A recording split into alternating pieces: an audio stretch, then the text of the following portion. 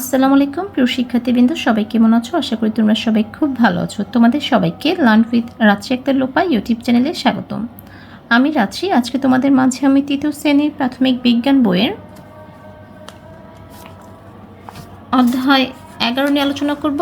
আমাদের অধ্যায় 11-এর নাম হচ্ছে তথ্য ও যোগাযোগ।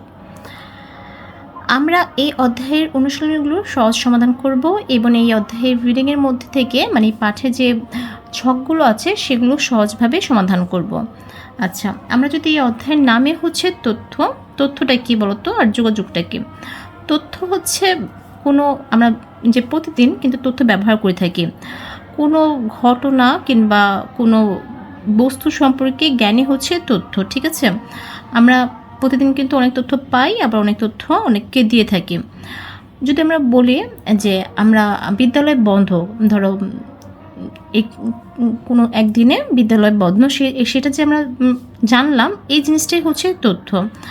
আবার যদি বলি আজকে আমরা কিন্তু এখন মোবাইলের মাধ্যমে দেখতে পারি কিংবা টেলিভিশনের কিংবা সংবাদপত্রে দেখতে পারি যে কালকে বৃষ্টিপাত হওয়ার সম্ভাবনা আছে, এই যে বৃষ্টি হবে এই সম্ভাবনা আছে, এটা যে আমরা জানতে পেরেছি, সেটাও কিন্তু এক ধরনের তথ্য।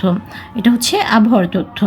তাহলে কিন্তু আমরা অনেক তথ্য অনেক দৈনন্দিন জীবনে অনেক তথ্য পাই, আবার অনেককে তথ্য জানে। আর যোগাযোগ হচ্ছে একজনের সাথে যোগাযোগ করা, সেটা আমরা পড়তে পড়তে বুঝবো। আর হচ্ছে এখানে আছে, দেখো ছকে আছে, প্রথমেই হচ্ছে তথ্যের নাম লিখতে বলেছি এবং কোথা থেকে তথ্য পাই। আচ্ছা, তথ্যটা কি? তথ্যর নাম কি? এখানে প্রথমটা দিয়েছিল পরীক্ষার সময়সূচি। এই তথ্যটা পাই স্কুলের নোটিশ বোর্ড থেকে, শিক্ষক থেকে। তারপর আছে আবহাওয়ার সংবাদ, যেটা আমরা পাই টেলিভিশন থেকে, রেডিও থেকে, সংবাদপত্র থেকে। দেশ বিদেশের খবর, সেগুলো আমরা পাই সংবাদপত্র থেকে, টেলিভিশন থেকে এবং রেডিও থেকে। তাহলে আমরা জানতে পারলাম কিন্তু আমরা অনেক ধরনের তথ্য পেয়ে থাকি, তথ্য আছে, আবার এই তথ্যগুলোর বিভিন্ন উৎস রয়েছে। ঠিক আছে, এক এক তথ্যের জন্য আমরা এক এক উৎসের কাছ থেকে যেতে হয়। ধরো পরীক্ষার সময়সূচি, এটা জানার জন্য আমার শিক্ষক কিংবা স্কুল নোটিশ বোর্ডের কাছে যেতে হবে, বোর্ড দেখতে হবে। আবার আবহাওয়া সংবাদ জানার জন্য আমাদের টেলিভিশন থেকে কিংবা রেডিও থেকে, সংবাদপত্র থেকে আমরা তথ্যটা পাবো। এই যে জিনিসগুলি হচ্ছে তথ্য উৎস। তাহলে বিভিন্ন তথ্য আমরা বিভিন্ন উৎস থেকে পেয়ে থাকি। এমনকি একজনের সাথে যোগাযোগ করেও, বিভিন্ন মানুষের সঙ্গে যোগাযোগ করেও কিন্তু আমরা বিভিন্ন তথ্য পেয়ে থাকি। ঠিক আছে, এই পরের পৃষ্ঠাতে দেখো লেখা আছে যোগাযোগ, তথ্য আদান প্রদান। মানে তথ্য বা যোগাযোগ আদান প্রদান, এই যে যোগাযোগ আদান প্রদান, সেটাই হচ্ছে তথ্য আদান প্রদান। এটা কি বলা হয়ে থাকে? যোগাযোগ। যোগাযোগের বিভিন্ন উপায়টা কি? এখানে ছকে আছে যোগাযোগের উপায় এবং যোগাযোগের প্রযুক্তি। আমরা বিভিন্ন প্রযুক্তি ব্যবহার করে কিন্তু সহজ উপায়ে এখন বর্তমানে কি যোগাযোগ করতে পারি। এখানে যোগাযোগের উপায় আছে কথা বলা। কথা বলা তো আমরা সরাসরি কথা বলে যোগাযোগ করতে পারি। এছাড়া আমরা কথাটা কিন্তু সরাসরি না বললেও মোবাইল ফোন কিংবা টেলিফোনের মাধ্যমে এই প্রযুক্তিগুলো ব্যবহার করে কি যোগাযোগ করতে পারি, কথা বলতে পারি। ইন্টারনেটের তথ্য আদান প্রদান, এর জন্য কি লাগবে? এই প্রযুক্তি লাগবে কম্পিউটার এবং স্মার্টফোন লাগবে, আর সাথে তো ইন্টারনেট সংযোগ লাগবে। ভিডিওর মাধ্যমে যোগাযোগ, এর জন্য লাগবে ভিডিও কলিং অ্যাপ। বিভিন্ন ভিডিও কলিং অ্যাপ আছে, যেমন হোয়াটসঅ্যাপ, ইমো, এছাড়া মেসেঞ্জার। এগুলো অ্যাপের মাধ্যমে আমরা ভিডিওর মাধ্যমে সরাসরি যোগাযোগ করতে পারি।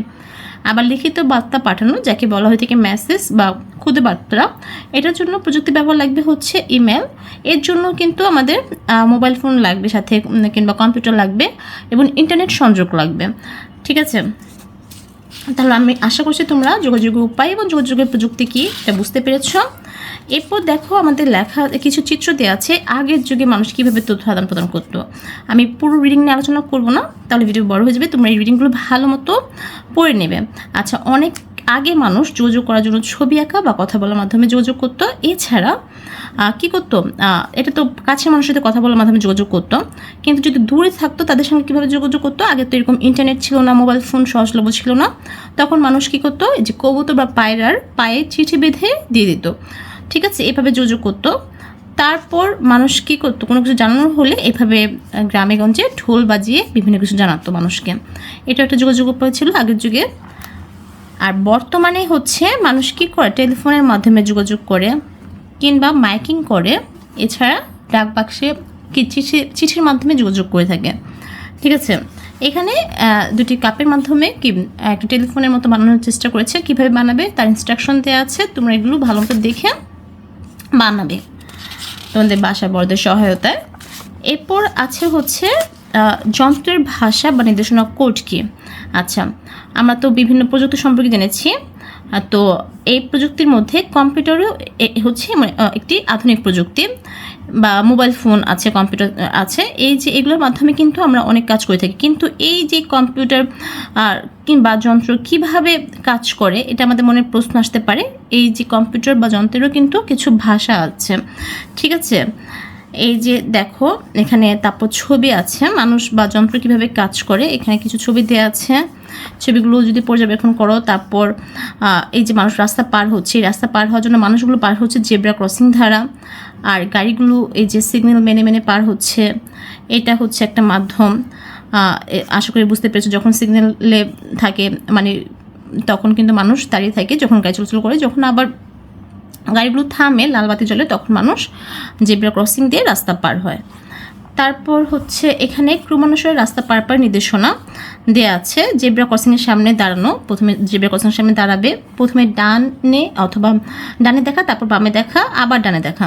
এই কাজগুলো তোমরা রাস্তা পার হওয়ার সময় করবে। তারপর সিগন্যালে লাল বাতি জ্বলা অথবা গাড়ি চলাচল বন্ধ কিনা নিশ্চিত হবে। লাল বাতি জ্বললে কি হবে, গাড়ি থেমে যাবে, তখনই মানুষ জেব্রা ক্রসিং দিয়ে রাস্তা পার হবে, রাস্তা পার হচ্ছে, ঠিক আছে। যদি এই নির্দেশনাগুলো না মানে তাহলে কি হতে পারে, এই নির্দেশনাগুলো যদি মানুষ না মেনে তাহলে কি বিভিন্ন রকমের দুর্ঘটনা ঘটতে পারে। তা আমাদের এই নির্দেশনাগুলো মানতে হবে।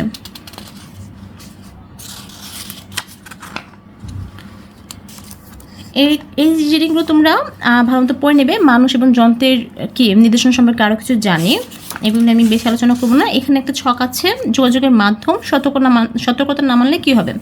যোগাযোগের মাধ্যম হচ্ছে মোবাইল ফোন, যদি সতর্কতা না মানে তাহলে অপরিচিত কাউকে ব্যক্তিগত তথ্য দিলে প্রতারিত হওয়ার সম্ভাবনা থাকে, মানে প্রতারিত হতে পারি। তারপর সোশ্যাল মিডিয়া মানে হচ্ছে ফেসবুক কিংবা হোয়াটসঅ্যাপ, এগুলোর ক্ষেত্রে কী হবে, আইডি হ্যাক হতে পারে যদি আমি সতর্কতা না মানি, এবং কি ব্যক্তিগত ছবি বা তথ্য ফাঁস হতে পারে। তোমরা এগুলো ভালো মতো একটু রিডিংগুলো পড়ে নেবে, কারণ রিডিং করলে আরও অনেক কিছু তোমরা নিজেরাই জানতে পারবে। তারপর সবার শেষে একটা ছক আছে, সেটা হচ্ছে চলো পারি কিনা দেখি। তথ্যের নাম দেওয়া আছে আবহাওয়ার তথ্য। আমরা উৎসগুলোর নাম কি, রেডিও, টেলিভিশন, সংবাদপত্র, ইন্টারনেট। ক্রিকেট খেলার সময়সূচি, এটা আমরা জানবো কোথা থেকে, সংবাদপত্র, টেলিভিশন থেকে। ছুটির তথ্য, ক্যালেন্ডার, বিদ্যালয়ের নোটিশ বোর্ড। ঐতিহাসিক ঘটনা তথ্য জানবো হচ্ছে ইতিহাস বই, জাদুঘর বা ইন্টারনেট থেকে। এরপর আছে দেশের ও বিদেশের বন্ধুদের সঙ্গে যোগাযোগের জন্য যেসব উপায় এবং প্রযুক্তি ব্যবহার করি তা নিজের ছকে দেখেন। আচ্ছা, দেশের বন্ধুর সাথে কথা বলা বা খুদে বার্তা পাঠানো, প্রযুক্তির নাম হচ্ছে মোবাইল ফোন, ইন্টারনেট। বিদেশের বন্ধু, ভিডিও কলে কথা বলতে পারি, ইমেল পাঠাতে পারি, আর প্রযুক্তির নাম হচ্ছে কম্পিউটার, স্মার্টফোন। আশা করি বুঝতে পেরেছো। এখানে আছে একটা দেওয়া আছে, সকাল নাস্তায় মা আমাকে রুটি খেতে দেন, রুটি তৈরির ধাপগুলো ধারাবাহিকভাবে লিখি, ঠিক আছে। এই যে প্রথম ধাপে কী করেন, দ্বিতীয় ধাপে কী করেন, তৃতীয় ধাপে কী করেন, তোমরা এগুলো তোমার মাদের কাছে জিজ্ঞেস করবে, কিংবা নিজেরা যদি দেখে থাকো কখন রুটি কীভাবে বানায়, এগুলো চিন্তা করে তোমরা নিজেরাই করবে এই জিনিসটা। এই যে এই রুটি কীভাবে বানাচ্ছে, তো এই যে বানাচ্ছে এই জিনিসটা আমরা লিখছি, এটাই হচ্ছে একটা তথ্য। রুটি বানানোর উপায়টা, এই জিনিসগুলোকে বলা হয়ে থাকে তথ্য। তারপর দেখো আমাদের অনুশীলনীতে যদি যাই, আমাদের অনুশীলনীতে প্রথমেই আছে শূন্যস্থান পূরণ করি। শূন্যস্থানের প্রথমে আছে যে কোনো তথ্য আদান প্রদানের আগে তার ড্যাশ কিনা যাচাই করে নিতে হবে। তা কী কিনা বলো তো, তার সঠিক কিনা যাচাই করতে হবে। তাহলে এখানে হবে হচ্ছে সঠিক, প্রথমটা হবে সঠিক। এরপর অনেক আগে মানুষ কবুতরের সাহায্যে ড্যাশ পাঠাতেন, কী পাঠাতেন, চিঠি বা বার্তা পাঠাতেন। তাহলে এখানে চিঠিও লিখতে পারো, বার্তাও লিখতে পারো। আমি চিঠি লিখে দিলাম। ইমেলের তথ্য আদান প্রদান করতে ড্যাশ প্রয়োজন হয়, কী প্রয়োজন হয়, ইন্টারনেট প্রয়োজন হয়। তাহলে এখানে হবে হচ্ছে ইন্টারনেট।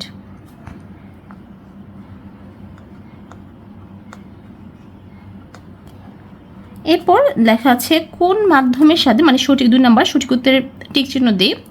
1 নাম্বার, কোন মাধ্যমের সাহায্যে আমরা তথ্যের আদান প্রদান করতে পারি। কোন মাধ্যমে আমরা তথ্য আদান প্রদান করতে পারি, তথ্য মানে নিতেও পারি, মানে তথ্যটা জানতেও পারি, আবার কাউকে দিতেও পারি। এটা কি বলা হয়ে থাকে আদান প্রদান। রেডিওর মাধ্যমে কিন্তু আমরা শুধু তথ্য জানতে পারি কিন্তু অন্যকে জানাতে পারি না, তাহলে আদান প্রদান কিন্তু হচ্ছে না। আবার টেলিভিশনের মাধ্যমে আমরা তথ্য জানতে পারি কিন্তু অন্যকে জানাতে পারি না। মোবাইল ফোনের মাধ্যমে কিন্তু আমি আমার অপর প্রান্তে যে কথা বলছি তার থেকে কিছু তথ্য পাই, আবার আমার তথ্যটাও কি জানতে পারি। তাহলে এটা হবে হচ্ছে মোবাইল ফোন। তারপর 2, অনেক আগে মানুষ ছবি আঁকা বা কথা বলার মাধ্যমে কি করতো বলো তো?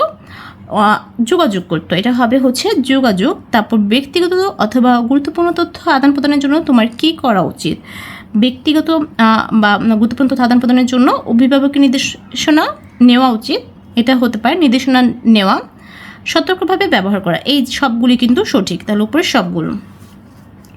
এরপর আমাদের 3 আছে হচ্ছে বাম পাশের সাথে ডান পাশের শব্দ মিল করি। তথ্য আদান প্রদান কি হতে পারে বলতো? তথ্য আদান প্রদান হচ্ছে ইমেল। তথ্য আদান প্রদান করা যায় হচ্ছে ইমেলের মাধ্যমে। কম্পিউটার হচ্ছে বুদ্ধিমান যন্ত্র। কলম হচ্ছে শিক্ষা প্রযুক্তি। প্লেন হচ্ছে যাতায়াত। আশা করি বুঝতে পেরেছো। বাম ডান তোমরা যখন লিখবে তখন কি করবে? তথ্য আদান প্রদান লিখে একটা হাইফেন দেবে, তারপর লিখবে কি ইমেল। কম্পিউটার হাইফেন দিয়ে লিখবে বুদ্ধিমান যন্ত্র। এইভাবে তুলে অনেকে কি করে, ভুল করে যে তুলে তারপর এভাবে দাগ টেনে মিল করে এভাবে করবে না। পরীক্ষা খাতায় এভাবে তুলে তারপর করবে, হাইফেন দিয়ে লিখবে। তার 4 আছে সংক্ষিপ্ত প্রশ্ন উত্তর প্রশ্ন। এখানে 3টি সংক্ষিপ্ত প্রশ্ন আছে। এই প্রশ্ন উত্তরগুলো আমি খাতায় সহজভাবে লিখেছি। আসলে আমরা দেখি। ক নম্বর প্রশ্ন, প্রবাসী ব্যক্তির সাথে যোগাযোগ করতে আমরা কি প্রযুক্তি ব্যবহার করি? উত্তর হবে প্রবাসী ব্যক্তির সাথে যোগাযোগ করতে আমরা ইন্টারনেট, স্মার্টফোন, ইমেল এবং বিভিন্ন সামাজিক যোগাযোগ বা ভিডিও কলিং অ্যাপ যেমন হোয়াটসঅ্যাপ, ইমো, মেসেঞ্জার ইত্যাদি ব্যবহার করি। তারপর খ নম্বর হচ্ছে তথ্য জানা আমাদের কেন প্রয়োজন? উত্তর হবে সঠিক সিদ্ধান্ত গ্রহণ করতে, নতুন কিছু শিখতে, যে কোনো বিপদ থেকে নিরাপদ থাকতে এবং দৈনন্দিন জীবনে বিভিন্ন সমস্যার সমাধান করতে আমাদের তথ্য জানা প্রয়োজন। আমাদের তৃতীয় প্রশ্ন গ নম্বর প্রশ্ন হচ্ছে 2টি আধুনিক প্রযুক্তি ও 2টি প্রাচীন প্রযুক্তির নাম লিখি। উত্তর হবে 2টি আধুনিক প্রযুক্তি কম্পিউটার এবং স্মার্টফোন, 2টি প্রাচীন প্রযুক্তি কলম এবং লাঙল। আজকে আমার যে ক্লাস ছিল তথ্য যোগাযোগ নিয়ে, এই অধ্যায়ের ক্লাসটি আমরা শেষ করলাম। আশা করি তোমাদের ভালো লেগেছে। যদি ভালো লাগে অবশ্যই বন্ধুদের সাথে শেয়ার করবে। আমার চ্যানেল নতুন হয়ে থাকলে সাবস্ক্রাইব করতে ভুলবে না। সবাই ভালো থাকো, সুস্থ থাকো। আল্লাহ হাফেজ।